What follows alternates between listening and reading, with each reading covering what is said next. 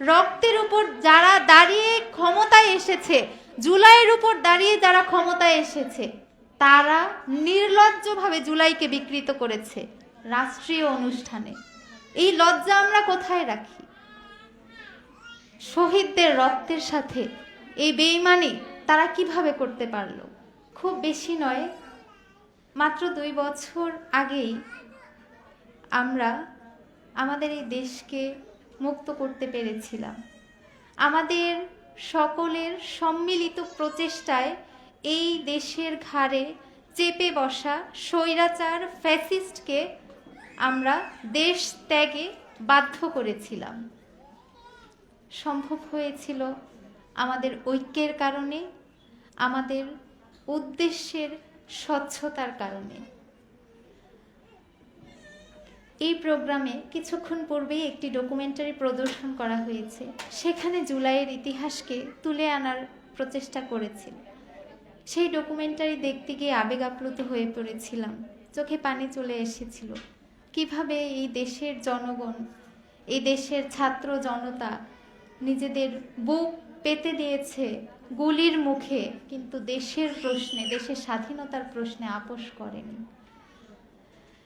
মাত্র 36 দিনে 2000-এরও বেশি মানুষ শহীদ হয়েছে, 20,000-এরও বেশি মানুষ আহত হয়েছে। আরও তো ছিল 17 বছরের কত অত্যাচারের ঘটনা, জানা অজানা। এত এত কষ্টের বিনিময়ে আমরা এই বাংলাদেশ পেয়েছি।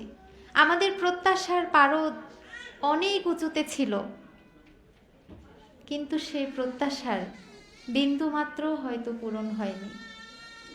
যাদের আত্মত্যাগের বিনিময়ে আমরা এই বাংলাদেশ পেয়েছি, আমাদের প্রথম চাওয়াই ছিল এই গণহত্যার দোসরদের বিচার, কিন্তু তার সুস্পষ্ট কোনো রূপরেখা এখনো পর্যন্ত আমরা দেখতে পাইনি। নির্বাচিত সরকারের কাছে আমাদের প্রধান চাওয়া ছিল জুলাই সনদের বাস্তবায়ন, কিন্তু গণভোটে হ্যাঁ বিজয়ী হওয়ার পরও আমরা দেখতে পাচ্ছি জুলাই সনদ বাস্তবায়ন নিয়ে নানা ধানাই পানাই করা হচ্ছে। আমরা এত বছরের জুলুম নির্যাতন স্বীকার করে স্বৈরাচারকে হটিয়ে একটি নতুন বাংলাদেশ পেয়েছিলাম সংস্কারের উদ্দেশ্যে, কিন্তু সেই মৌলিক সংস্কার এই 2 বছরে আমরা করতে পারিনি, আমরা দেখতে পাইনি। বরঞ্চ আমরা কি দেখতে পেয়েছি? রক্তের উপর যারা দাঁড়িয়ে ক্ষমতায় এসেছে, জুলাইয়ের উপর দাঁড়িয়ে যারা ক্ষমতায় এসেছে, তারা নির্লজ্জভাবে জুলাইকে বিকৃত করেছে রাষ্ট্রীয় অনুষ্ঠানে। এই লজ্জা আমরা কোথায় রাখি? শহীদদের রক্তের সাথে এই বেঈমানি তারা কিভাবে করতে পারলো? আমরা মৌলিক সংস্কার চেয়েছি এই দেশের, অথচ আমরা দেখতে পাচ্ছি প্রত্যেকটা জায়গায় সংস্কারের বদলে সরকারি দল কিভাবে সুবিধা পাবে সেই নিয়ম নীতি প্রবর্তন করা হচ্ছে। কিন্তু আমরাও সুস্পষ্টভাবে জানিয়ে দিতে চাই, যারা জুলাই এনেছে, যেই জেনারেশন জুলাই এনেছে, সেই জেনারেশনের সামনে জুলাইকে বিকৃত করার চেষ্টা করলেও খুব বেশি একটা লাভ হবে না। আমাদের হাত ধরে জুলাই এসেছে, আমরা জুলাইকে বিকৃত হতে দিব না। আমরা জুলাই এনেছি দেশের সংস্কারের জন্য। যদি দেশের সংস্কার করা না হয়, যদি সুবিধাবাদী নিয়ম প্রবর্তন করা হয়, আমরাও চুপ করে থাকব না।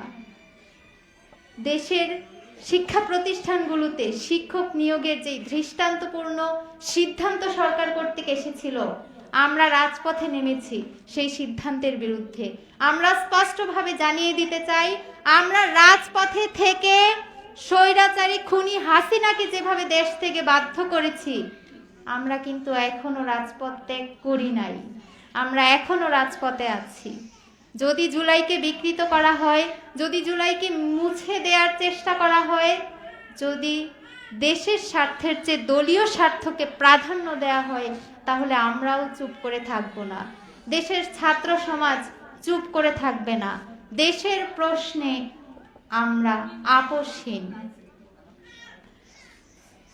এই জুলাইকে আমাদের ধারণ করতে হবে, কারণ এই জুলাইয়ের কারণেই আমরা মুক্তি পেয়েছি। এই জুলাইয়ের কোনো ধরনের বিকৃতি মেনে নেওয়া হবে না, মেনে নেওয়া যাবে না। জুলাই হারিয়ে গেলে হারিয়ে যাবে বাংলাদেশ। সুতরাং এই জুলাইকে হারাতে দেয়া যাবে না। এবং যেই শহীদদের, যেই আহতদের গুম হওয়া, নির্যাতনের শিকার হওয়া, যে আত্মত্যাগের বিনিময়ে আমরা নতুন বাংলাদেশ পেয়েছি, আমরা তাদের কাছে অনেক ঋণী। আমরা তাদের কাছে ঋণী হয়ে আছি।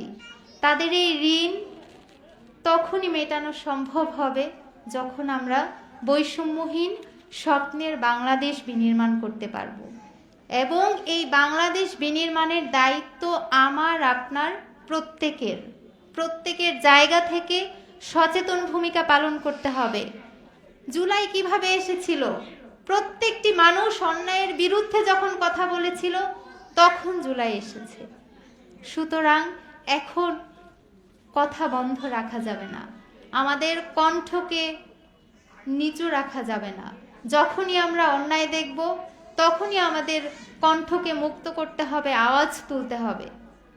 আমাদের প্রত্যেকের সচেতন ভূমিকার মাধ্যমেই সম্ভব হবে স্বপ্নের বাংলাদেশ বিনির্মাণের।